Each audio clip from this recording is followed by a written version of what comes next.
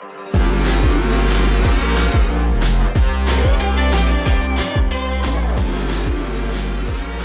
today we are going all the way down under to Australia to talk to Katriona Lee, who is bringing the fire today. So, Kat, go ahead and introduce yourself real quick so we can get that out of the way and get diving into this conversation. Sounds good, Stephen. Thanks so much for having me. Brilliant day here. Weather not so great, but really positive anyway. So I'm Kat. I'm the founder and CEO of Kaya. And really my goal is to make top tier strategy consulting accessible, affordable, and purpose-built for small business startups and scale-ups. And we do that in a really innovative way. We can dig into that in just a second. But yeah, look, I've spent over a decade in strategy consulting, in a variety of kind of consulting, and also in-house roles. And really what I found is great, smart, brilliant people, but a lot of problems with the system. And so, yeah, I'm building a business to solve for that. And a lot of days is experimentation, trial and error, but we've gotten some things right, and I'd love to share that with the world. So thanks for having me. Yeah, absolutely. It's my pleasure. And so you helped me out already before we started recording with some great advice. Something I never would, and my team is in trouble because they should have thought of it before you. That's what, that's their job. Anyway, but no, my best advice to you is get used as an entrepreneur to be comfortable being uncomfortable, because it is an everyday process. And how long have you been doing this? Like, when did the idea pop into your head compared to when you got started compared to now? Yeah, look, I mean, I'd always known that I wanted to be an entrepreneur. My parents were both small business owners in their own rights. My dad was an accountant and, set up his accounting practice really early in my life. And my mom, being the kind of person she is, just didn't sit right with, the politics of working for somebody else. So she, got her science degree and then went off and tinkered with a bunch of different things and realized that she's just going to start ventures, see which ones worked, which ones stuck, and it went from there. And so I think for me, my whole life has been sort of seeing a lot of that kind of entrepreneurial sort of activity around me all the time. And so I think it's in my blood a little bit. So in terms of actually crystallizing the idea, it took a little while. So my most recent corporate role was global strategy director at Xero, the accounting platform. And what I noticed was that small business owners had amazing ideas. They're usually really smart people who found a specific niche and they were thriving in that niche. But then they get to a point in their business where they're like, wait a minute, I need to scale beyond myself. I need to scale beyond the resources I have immediate access to. And particularly for those that are really great at their domain. So they might be, an engineer, or they spend a lot of their life being a car mechanic, for example. So they know their area really well. They're like, but I don't necessarily have interest or capacity to think about the business stuff. So how do I get beyond where I'm at today and tap into, I guess, the ecosystem of other smart people to help me go further, to help me make better decisions, to kind of help me think about the broader context of everything that's happening, whether that's politics, whether that's like legislation, whatever the case may be, to help me just, get moving. And so that idea really started to stick with me because, small businesses typically have, a small advisory board. They have maybe their accountant, their bookkeeper. They might have access to a legal person or a legal practice every so often. And they have staff members, but that's it. Who's helping them think about the bigger picture and the longer term and where they want to end up in 5, 10, 20 years down the line. So I think that's where I started to see an opportunity. And I was like, that's where strategy, but in a really practical sense, could be useful. But it has to be right-sized for their workflows and right-sized, importantly, for their wallets, right? So how do we make that happen? And so that's why I came up with my business, and where I want to play is to really make that something that's reliable resource for, as many entrepreneurs as possible. I love that. And how long have you been in business?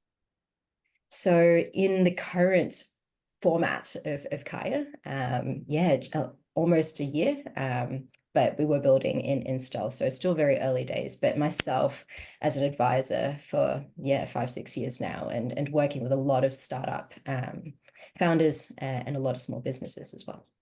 Yeah, I love that. That's amazing. And you're absolutely right. This is something definitely needed, and often a place I find myself playing as well, because like you said, like these entrepreneurs need the help, and they can't go out and hire these Fortune 100, Fortune 50 companies to help them, because that price tag is way too big.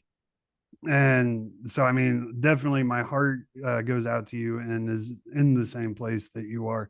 So let's just dive into your advice then, because I'm really interested to hear. So I'm skipping all the way ahead of what I wanted to talk about just because I want to hear it. Yeah. What are just basic you meet someone in an elevator, they're like, yeah, I got this idea to take this product or this service to market. What is the first three things you're like, do this and this?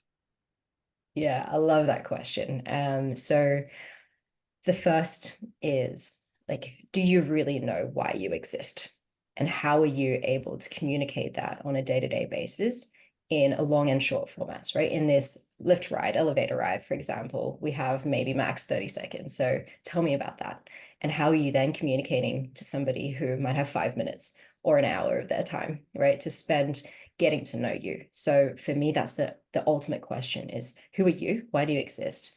Why is it that you're doing what you're doing instead of everything else? Because opportunity cost is a real, very real thing. So that's the first question.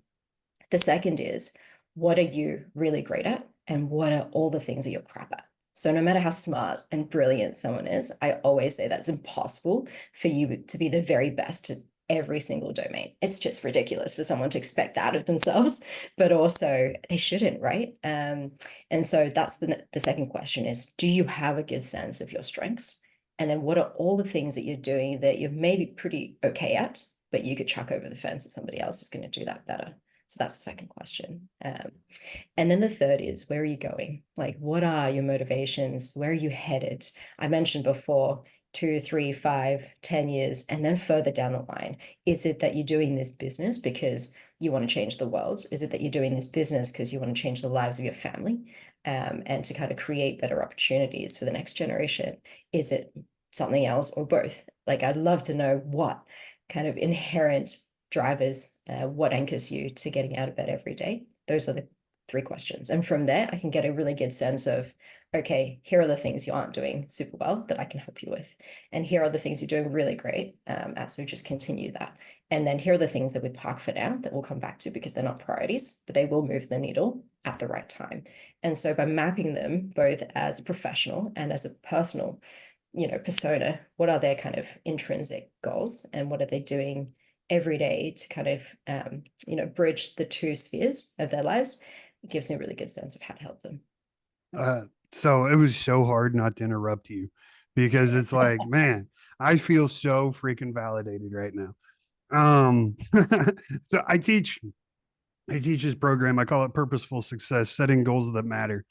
And the whole purpose of it is to, like, I'm so sick of hearing people like, oh, my New Year's resolution is bleh. Yeah. And then it never works, right? But I think it's January 12th is the cutoff day for all New Year's resolutions die. But the reason is because they're not specific, they're not intentional, they're not descriptive, they don't take it further. And so when I teach this class, it's a month long, and the very first thing I start with is, what's your purpose in life? Like, what is your purpose? And so I went out and I did a survey because I wanted to see like how many people could actually answer that question. And it'll blow your mind. I don't remember the exact numbers, but about 70% just had no clue. Only about 3% gave me an actual decent answer. And I'm not talking a good answer, just a decent answer where they've put some thought into it. 3%, that's so sad. And then the next question I ask is, all right, why? What's your why? Like, why is this your purpose? Why do you do what you do? Why do you think the way you think? All these whys. And the way I break it down is simple. If I if we're in Los Angeles, California, and I give you my car keys and I say, please, Kat, will you drive my car from Los Angeles, California to New York City, New York? It's the first thing you're going to do. Get out your GPS. Yeah. You're going to get out your GPS and you're going to map out a route to get to New York, right? And the first thing you need to know is where you're going and where you're starting from, right? So that's your purpose and your why. And then your goals go in between it. And those are your check marks to get to where you need to go to get to that purpose. So I love that. Like, I feel so validated. And then when I tell people, I'm like, all right, when you set your goals, they need to be 5-10 years out. And they're like, 5-10 years out. Like, I haven't even thought that far. And it's like, no, you need to think that far. Like, how can you get your life where you want your life if you don't actually think about it? Where do you want to go? So anyway, long story to say, I'm really validated, and it makes me really happy to hear that there is someone else out there preaching and serving what I'm preaching and serving, because I get looked at like I am nuts all the time when I talk about stuff like that. No, and look, like you said, it's a compass, right? It's a navigation tool to make sure that you can course correct, right? If you have at least general idea of where you're going, then you know when you're off course and how to then take care of yourself to make sure you get back on track. I think that's really important, both from a personal perspective and for professional ambitions. But actually, as you were talking there, I'm just thinking about Maslow's hierarchy of needs. I had a wonderful conversation with a different entrepreneur a little while back, and she was saying to me, yeah, you know what? We have higher expectations of the lives that we're living. In the past, our grandparents or great grandparents' generations, they're like, I just do my job. I get in, I get out, and I get a paycheck to feed my family, and that's it, right?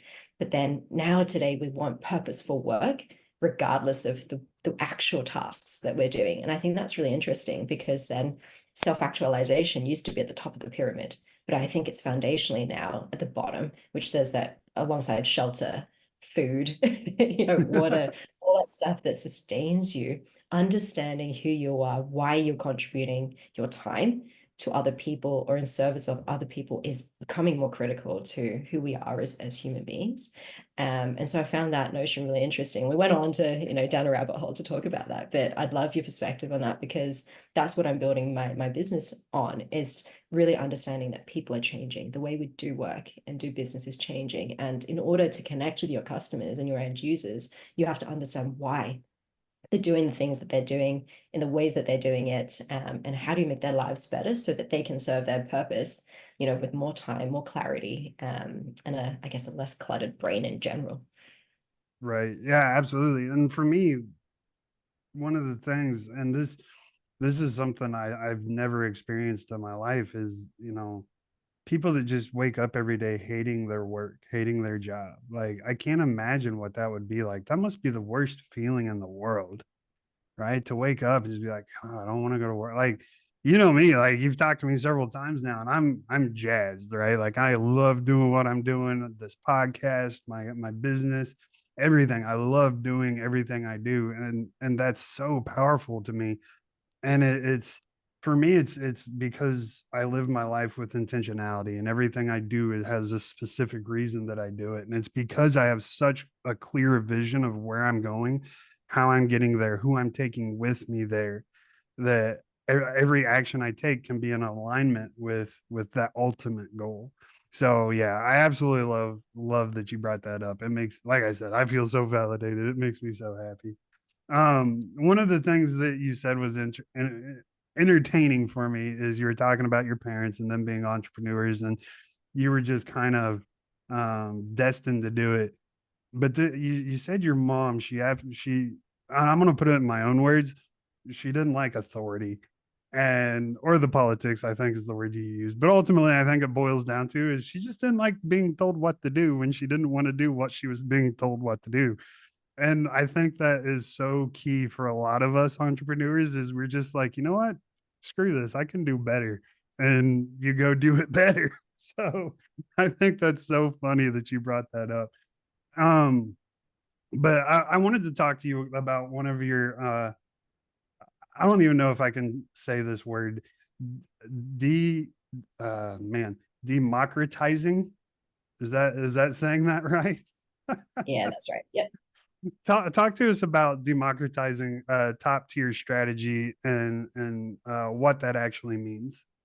Yeah, right. The word itself, I don't love it, and I'm trying to figure out a better term to describe it. But to me, I think it's about access at the end of the day, access that is sustainable for people. And so top tier consulting, I think if you're in this world, people have a really specific idea of which firms those are and what types of people tend to frequent those spaces. And to me, I just see it as needing to be more inclusive, more diverse, and have more perspectives, because then that's how you get more outcomes. So when you're top tier strategists serving top tier companies, and by top tier, I mean the largest businesses in the world that are already doing great, one, as a consultant, you don't get access to the best problems, right? Because for the most part, those are solved. And so, from an impact and purpose point of view, to go back to what we were talking about earlier, is less fulfilling anyway, because you don't get to build things from scratch. You literally cannot invent a thing within a business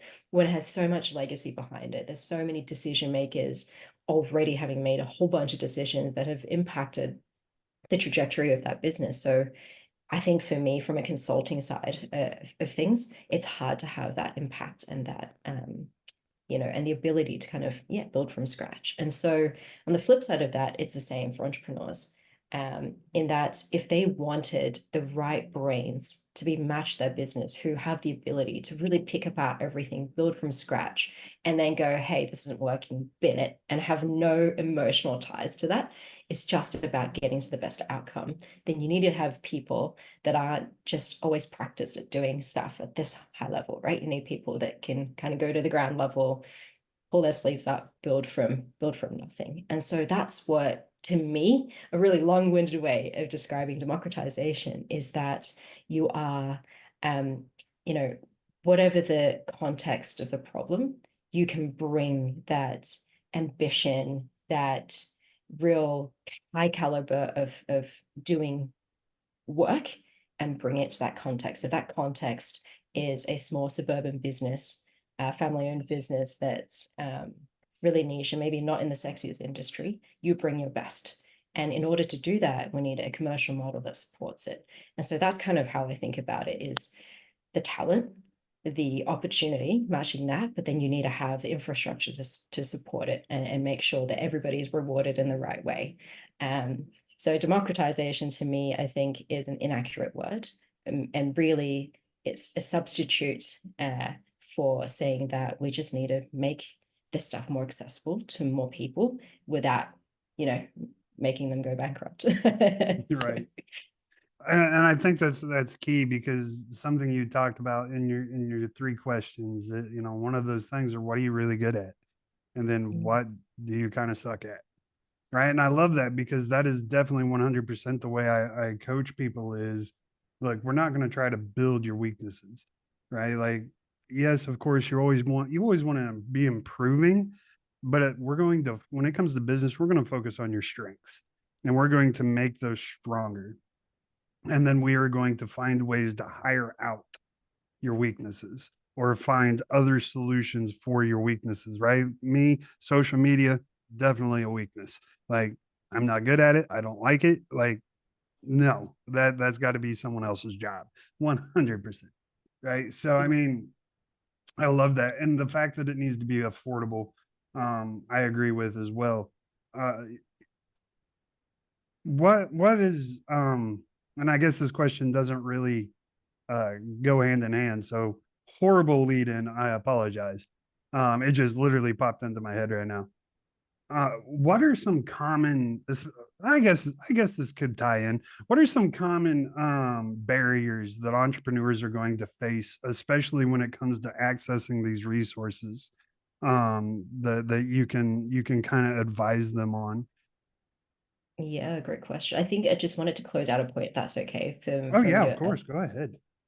yeah, one of the things that I really help entrepreneurs think about is, how do you not have duplicates or duplication in your business, whether it's from a skills and emotional kind of temperament point of view.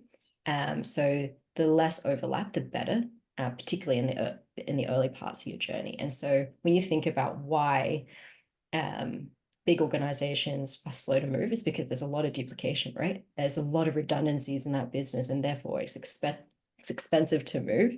It's hard to move because then once you move a piece, everything else falls apart. And so building a business, I think foundationally, building a great business is about making sure that you have lots of discrete pieces and together you complement each other.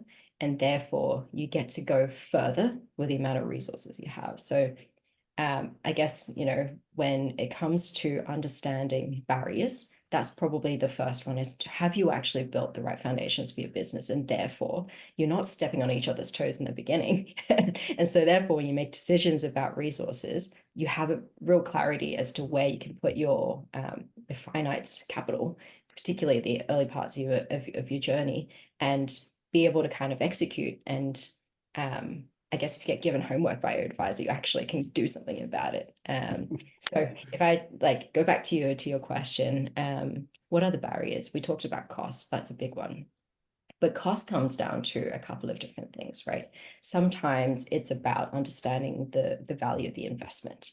And I find that a lot of people, when they're running businesses or have run businesses for a long time, they go, I'm pretty great at doing what I'm doing. Why do I need help?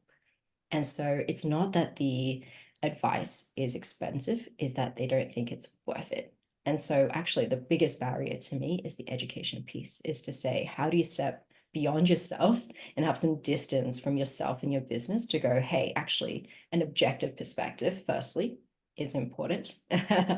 But more important than that is, we go back to our point earlier, is nobody can be brilliant at absolutely everything. It's impossible. You can be brilliant in your space. You could be intelligent, highly intelligent overall, but you just can't be great at absolutely everything. There will always be somebody that's just a bit better at something than you, because of their experience, because of their natural talent, because of their exposure to a problem set or pattern recognition that they've had, privilege of collecting over their career.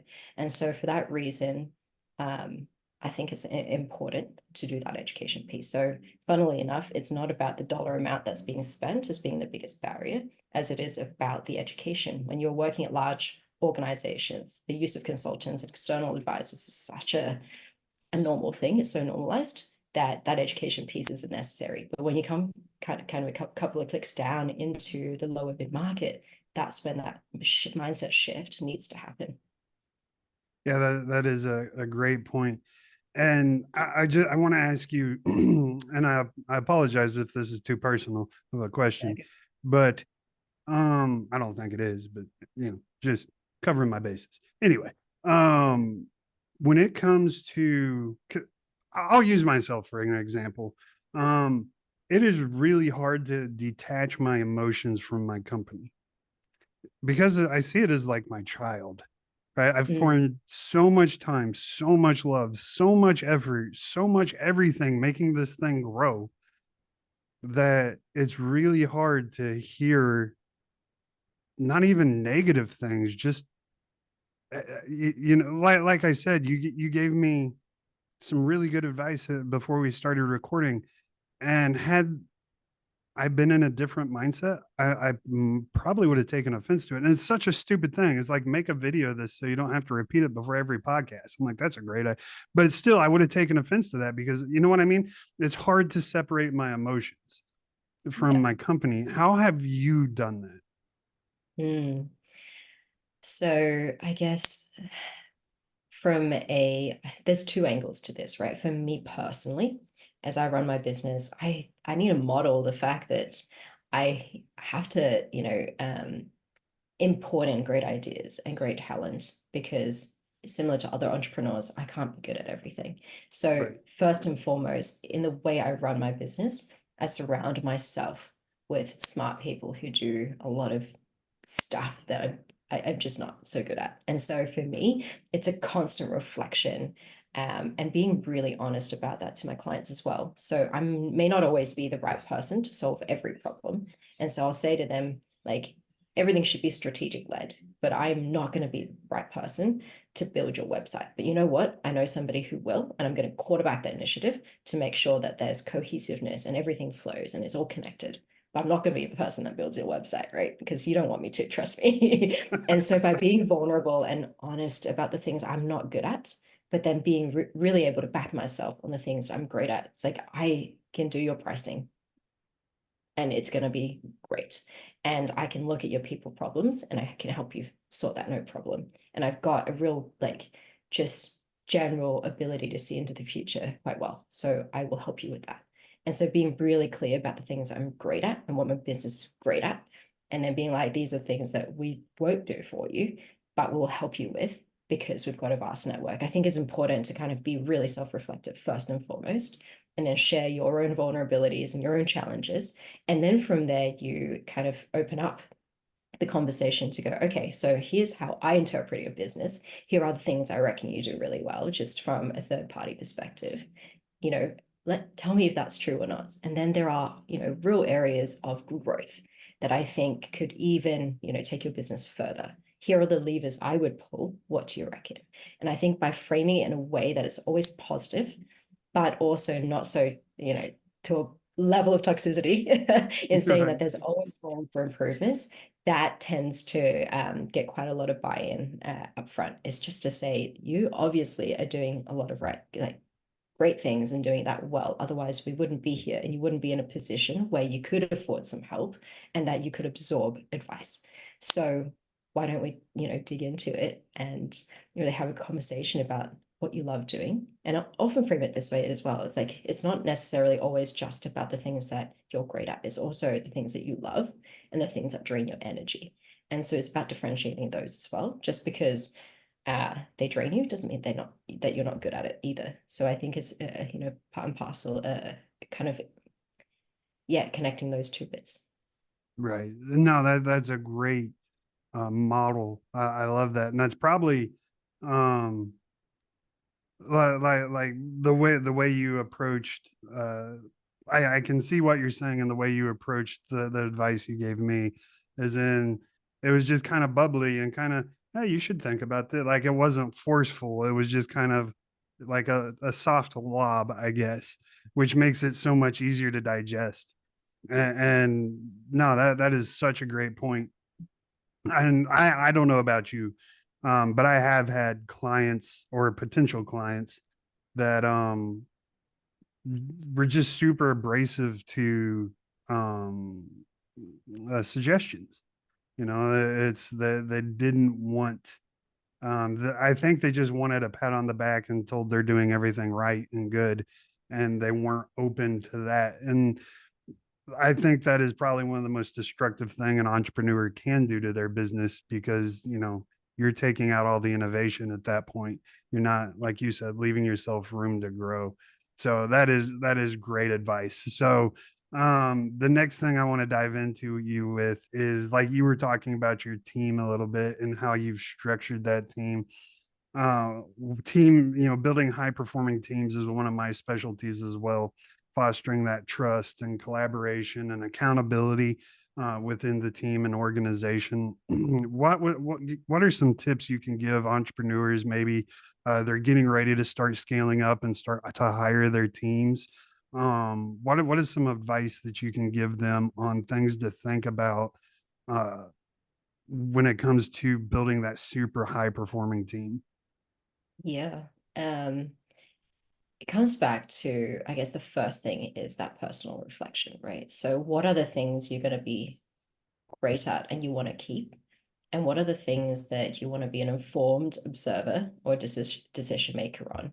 I think when you first start to, at an early stage, when you first start to hire your, I guess, your first team, so beyond your founding team, you're starting to hire employees, let's put it that way. You need to kind of get a real good understanding of what are the actual skills that are missing in the business that will move the needle. It's not stuff that I can do quite well. It's not stuff that my, you know, founding team or executive team can do well. It's the stuff that will actually make the ship go. What are they? And am I able to hand that stuff over in a way where I don't interfere?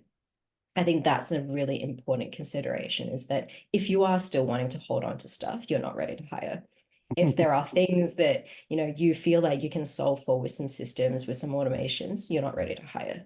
It needs to Mhm. be its own discrete thing that will truly optimize either your efficiency, or it will actually add a revenue stream in a way that you don't want to touch it, or that you can control yourself from touching it. That's when you're ready to hire.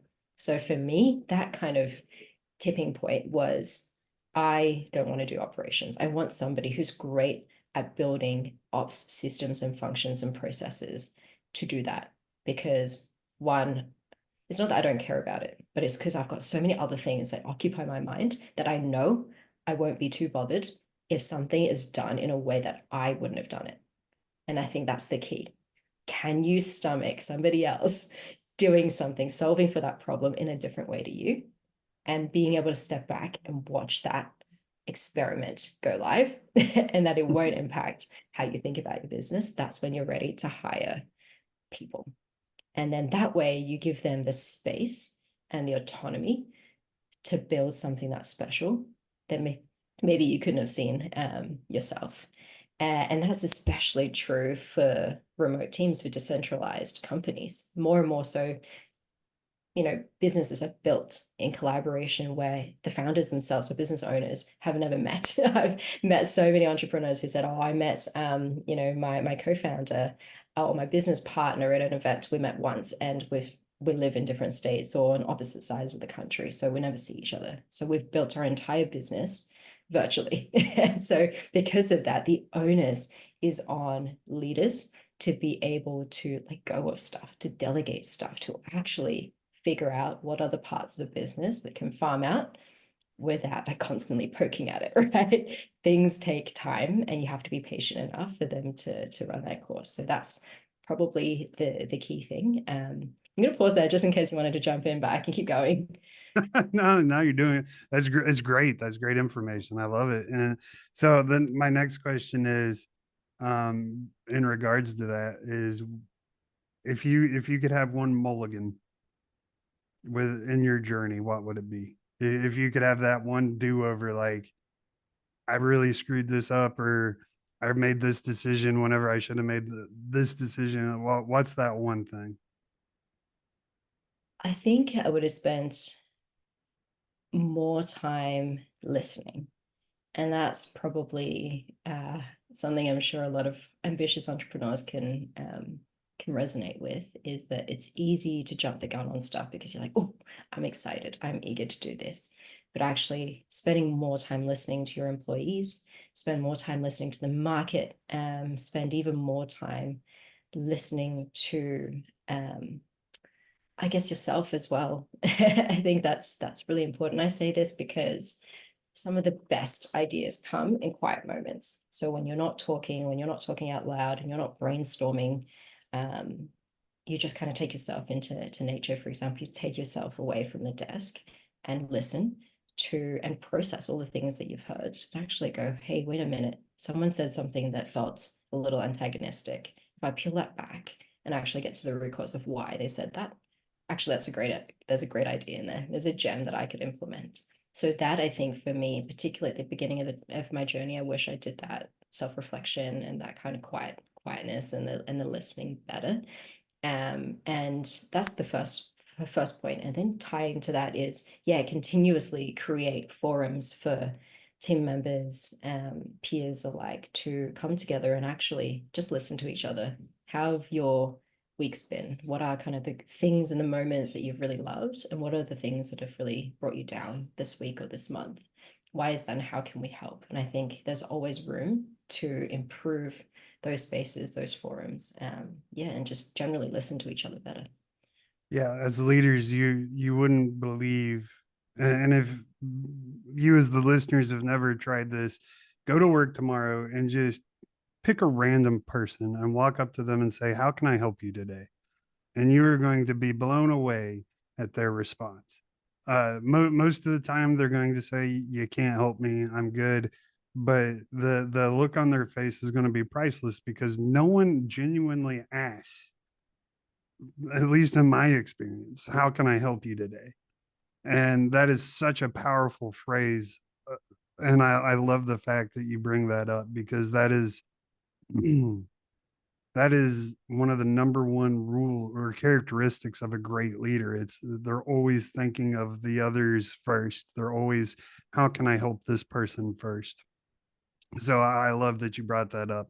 So go try that tomorrow. Just walk up to one of your employees or one of your team members and just, how can I help you today? It doesn't have to be about business. It could be just in life in general. And that offer of genuine help is going to go a long, long way of building that relationship and that trust and that community within your organization is going to blow your mind. So for me, I think it's similar to yours. The one thing I would go back and do better and continue to still do better is be more patient. I am not patient. I want it. I want it now. This is a great idea. Like, let's go, let's go, let's go, let's go. It's not happening fast enough. So yeah, patience for me, definitely number one. I'm probably the single most impatient person you've ever met in your life. I want it. I want it now. Let's go. Which is funny, like, because normally on a, I don't know, it's just something about running my business that makes me really impatient, because as a human being, I'm not that impatient. But as an entrepreneur, I'm very impatient. And it's kind of funny, actually. I've not actually thought about why I'm so impatient. So thank you for giving me more homework that I have to do. Kat, it's appreciated. No, I'm kidding. I'm kidding. Anyway, so how does being a strategic mind, like you said, um able to kind of see or predict the future a little bit when it comes to business and strategy, how does that affect your leadership within your own company? Because I've seen people that are really good at it and it kind of becomes a crutch. And then when they're wrong, it's very devastating. Mm, There's not that balance for people that are really good at kind of strategizing, seeing the future. uh I don't know, does that make sense?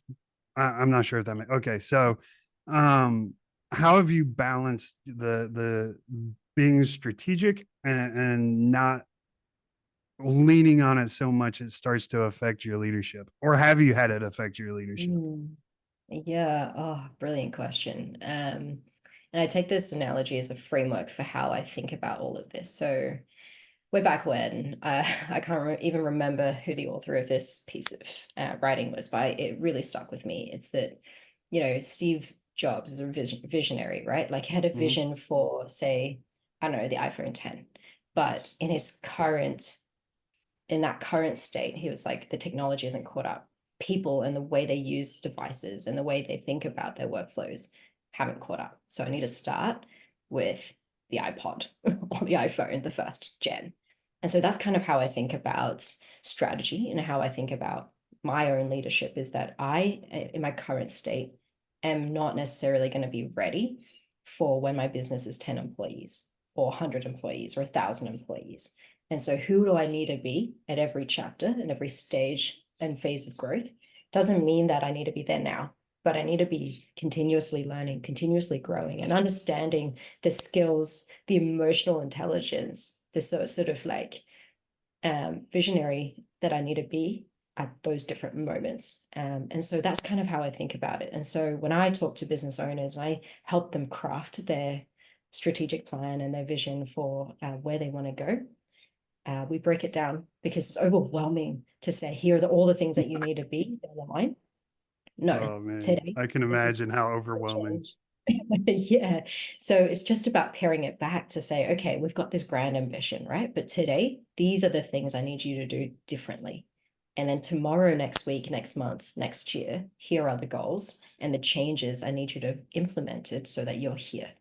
And so by doing that, it's harder to get bogged down by feeling like you're inadequate, because we're always going to be inadequate if we're ambitious people, right? We'll always want to be, to your point, impatient for the next thing, impatient for our own growth.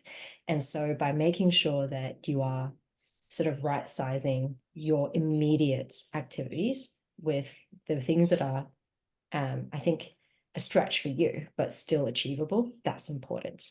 And then the flip side of that is to say there are always going to be disappointments, right? There are going to be moments when I feel like I haven't met my own expectations, let alone the expectations of others, like my clients or people or investors, whoever they may be, who are always going to put pressure on you because they have their own reasons for being there, for being part of that ecosystem, because they are relying on you to deliver outcomes for their own set of stakeholders. And so I think it's about differentiating between pressure and the things that you are doing well. You could be doing great and still feeling like you're not meeting the expectations of other people. And those expectations are their own, not yours. So you've got to make sure that you're managing your own, that you realize that you're doing a great job when things don't go right, because there are uncontrollables. But at the same time, being honest with yourself and go, hey, how could I have done better in that moment? How could I have brought more information? How could I have spoken to my employee in a much more constructive way? How do I not let the moment of fear, anxiety, anger get the better of me, and therefore I made a poor decision? So constantly being able to reflect and, I guess, revisit what you've done is important, but it serves no one for you to beat yourself up for a long time. So time box that for sure, ring fence that. And then keep going. I think it's, and let me know if you disagree with this thought, but I think it's important, at least for me, that I don't try to reflect in the moment. So off what you said, here are the key things that I find that I have to do for myself. One, my wife has to be kind of a confidant for me. Like whenever I walk into the room and she's like, "What's wrong?" And it's like, I did this, like I made this mistake, and I do not deserve my team, my company. I don't deserve any of this, and I need that person. For me, it's my wife. For you, it might be your partner, your business partner, whatever the case it may be. But you need that person in your life that you can run to and be like, this happened and I feel this way about it. And because they're going to see the logical state, not your emotional state, right? Because your logic and emotion can't exist at the same time. So I'm feeling very emotional about these mistakes I've made or my perceived mistakes. I need someone to be logical and say, no, you're doing okay. Yes, you screwed it up, or maybe you didn't even screw it up, but you're just feeling this way for X reason. Give it time, it'll pass. You're okay. Right. That's so important for me. I need that almost on a daily basis. And then the next thing is always having the mental capacity to understand the past is the past. Don't reflect on the mistakes I've made in the moment.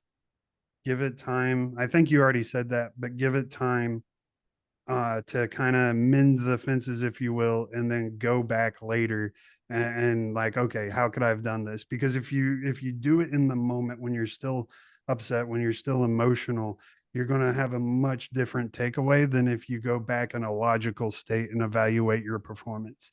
So don't try to, I made this mistake and beat yourself up for it. Then the past is the past. There's it's done, it's over. You've already made the mistake or the perceived mistake.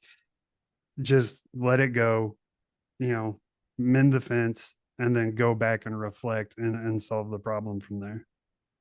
Yeah, definitely. And to build on that is to say, I think it's incredibly important to have a support system. And that support system can be other people that you can share, your really raw feelings about a situation with and get the counsel. But that support system is also activities that you can rely on to help you manage your emotions. So whether that is a fitness activity, like, going out for a walk, going out for a run, go lift some weights, whatever the case, maybe punch, punching back and to get those feelings out. I think that's good, because if you hold it inside your body, it's just going to make you ill, right? It makes your mental health awful, and it makes your body react in a way that isn't great for you either. So finding a way to let it out is good. And I think, like you said, pairing it with the ability to talk to somebody and share, this is why, and this is how I actually feel about the situation, and how I feel like I've disappointed other people, I've disappointed myself, whatever the case may be. And being able to just be really vulnerable in a safe space is, yeah, it's really key. So yeah, definitely. Yeah, no, I agree completely. Um, so we're running out of time, but I have to ask this question. And I actually wrote this. I had this thought earlier today, and I wrote it down because I wanted to make sure I asked you this.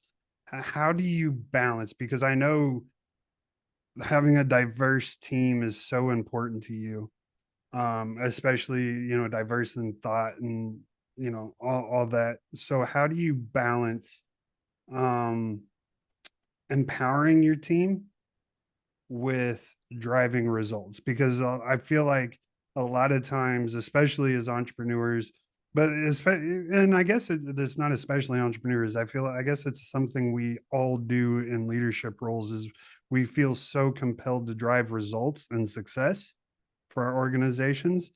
We forget the piece of empowering our employees or our team members. So how have you balanced that in your own organization? Yeah, I guess two things. Actually three if we were to be exhaustive. The first is onboarding them really, really well. So being very clear, here's what I expect of you from a performance and execution point of view. And here are my expectations of you as a person that helps contribute to the culture, that contributes to the continuous learning of the organization. That is really, really key. The second then is about co-creation. I never believe that building a business is one way. It's not, I tell you to do something, you execute. It's never about that. It's how do we bring our skills, our talent, our time, our energy, our passions together to build something great. So that means that there always constantly needs to be an iterative feedback loop where I go, here are my ideas. What do you think? And if you disagree, what are some options that you can give me that levels that up? And so I say to people, I'm okay with you disagreeing with me, but if you disagree, you always have to bring informed options that level this discussion or this product development initiative that we're doing. And it always has to be that you're bringing something to the table. So that's the second piece. And then the third is, I cannot stress this enough, is open but almost over communication. Most of the time you think you've said something, and the likelihood of that is that someone's missed that communication. So it might be a text and you thought that they've seen it, they probably haven't. Or you said it in a meeting, you think they've captured it in their notes, they probably haven't. So being able to communicate and then reiterate and reframe that communication in a number of different ways, so you know that they've heard you, and vice versa. If they've said something, make sure you play it back so that they know you've listened and you've heard what they had to say. I think those are the three key aspects. And of course, foundationally, give them the great tools and the safety, psychological safety to be themselves. I think if all of those ingredients are there, you're going to have an amazing team that's going to stay with you. And if they choose not to and they want to go off and do other things, they've got that psychological safety, right? To tell you, hey, I'm flying the coop now. I'm going to go do other things. And you just, all you do is to have their backs and you go, yeah, great. Thanks for serving this business. We couldn't have done it without you. So, go forth and do other things that make you feel empowered and happy. Yeah. Oh, I love that. I think one of the, especially for me, it's like, you lose an employee, it's like a slap in the face almost. And it shouldn't be, right? It shouldn't be, because chances are, if you've done things the right way, the reason they're leaving is because you gave them, or you were a part of giving them the skills, the confidence, the capability to move on to something bigger and better. Right. And maybe that isn't offered currently in your organization. And it's okay. It's a good thing they're going someplace else because they're going to continue to grow. So I think if when we think of it that way, um, if you reflect, you're like, okay, I provided the safest environment. Like you said, I openly communicated, almost over communicated. They felt safe. They felt empowered. They felt loved in this organization, then it's a good thing they're moving on and they're going to go do great things. And in my experience, a lot of times they come back and they come back more powerful than ever. And you brought up Steve Jobs. A lot of people don't know Steve Jobs actually got fired from Apple, and he went and worked at Pixar for a couple years and then went back to Apple. And that's when Apple flew to the juggernaut that it is. It probably wouldn't have happened if they hadn't have fired Steve, Yeah. right? He had to go off and have that growth. So I mean, don't necessarily always look at it as a bad thing, is what I'm saying. So um you're talking to Kat Lee 20 years ago. What's the one piece of advice you would give her?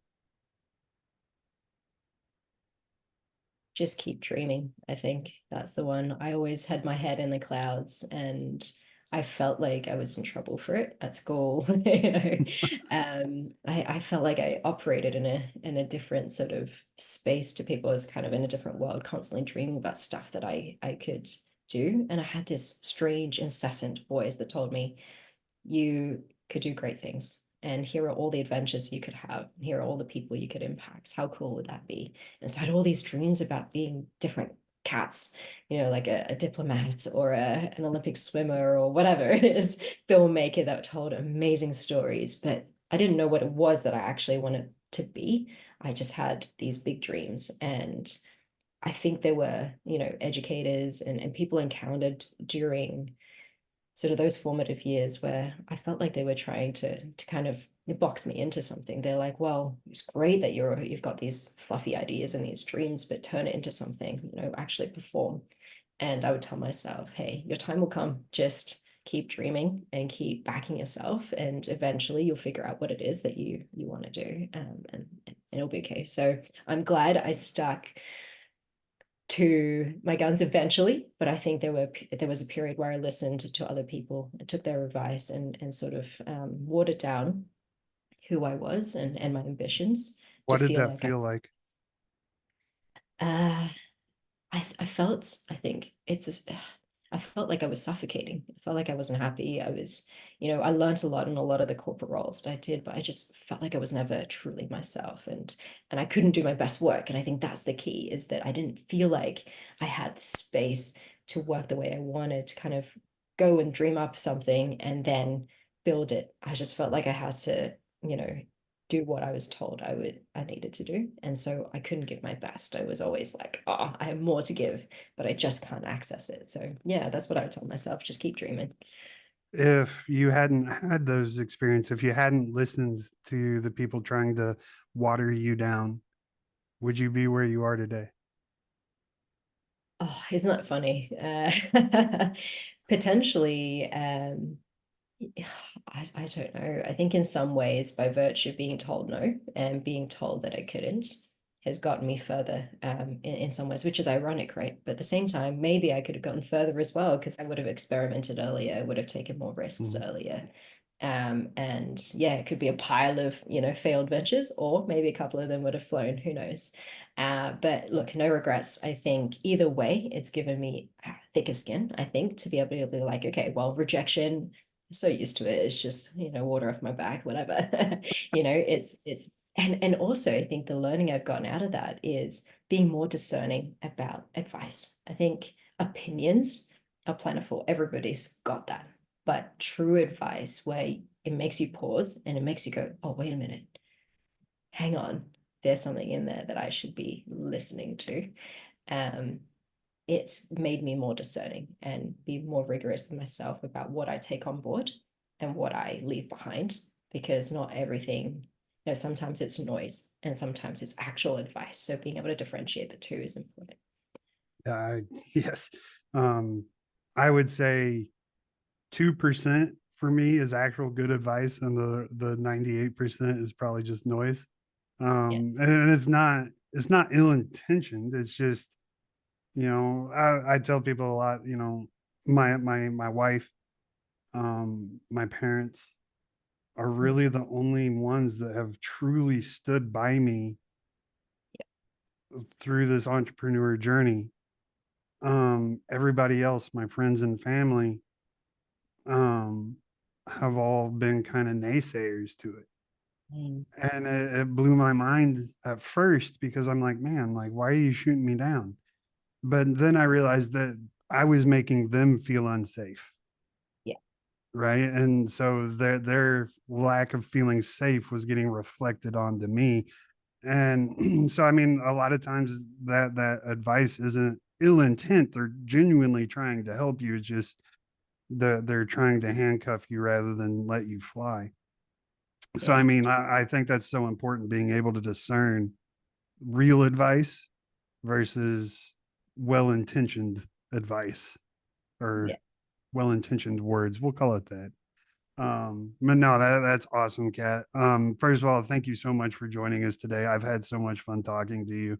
Um, Go ahead and tell people how they can get a hold of you, and where they can find you if they want to work with you. Yeah, so the best way to get in touch is to find me on LinkedIn or jump on our website, teamkaya.com, Kaya. And we've got a bunch of freebies. So, sign up to the newsletter, you get a bunch of like just stuff that I like talking about. And some people find it useful. I hope you do too. But otherwise, for me, I just love meeting new people and seeding some new ideas and just doing a bit of a brainstorm. So I'm always open for people to just jump straight into my calendar and we can tee up time to chat. No, I love it. And of course, I always have links. So I'll have Kat's links in the show notes or in the bio below. So make sure you scroll down and go give her tons and tons of love. Get on her calendar. I promise you're going to have a great time chatting with her.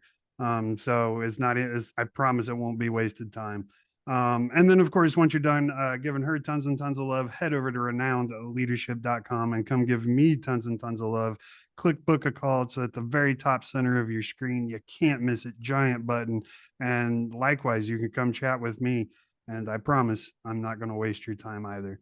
So, Kat, that's going to wrap it up. But before I let you go, all my guests get the final word of wisdom on the show before we go. So, my final question, and I've changed it recently. Before, I would ask people what your advice is for how people can lead like champions, but I've changed it. And the new question is, what does leading like a champion mean to you? Oh, wow.